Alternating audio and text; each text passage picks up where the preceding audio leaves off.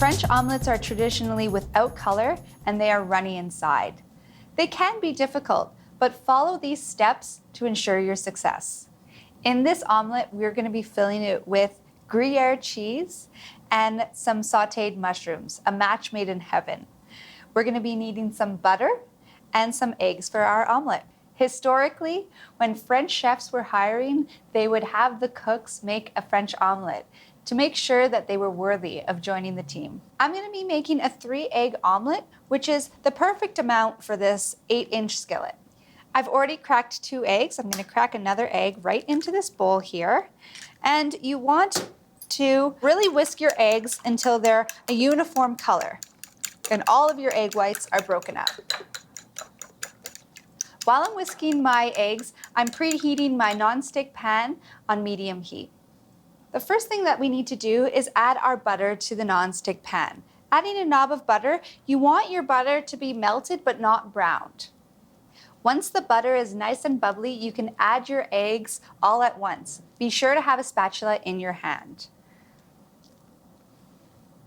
So I've added my eggs, and what I'm going to be doing now is just moving the eggs, making sure they don't stick to the bottom, and basically scrambling them. The more you agitate your eggs, the more creamy your omelet is going to become. Cook your eggs until right before they're set. If you overcook them, it will be hard to roll your omelet out of the pan. Sprinkle some salt over the entire surface before adding your garnish and before folding them. Now it's time to fill my omelet. I'm going to be filling the omelet with some sauteed mushrooms. You don't want to overfill your omelet either.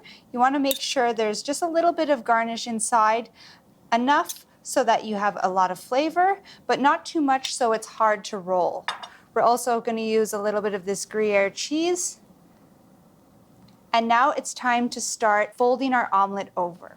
Starting with a firm underhand grip on your omelet pan, using your spatula, you're going to start to fold your omelet onto itself. Once you have one fold, you can place your pan as close to the plate as possible and start to roll your egg omelet onto itself, folding it onto the plate. At this point, it's not perfect, but you can manipulate the omelet into a nice roll. The last thing you want to do with your French egg omelet is grab a knob of butter and shine that presentation side so that it shines nicely and you're ready to enjoy. If you have any questions, please give us a call or visit our website.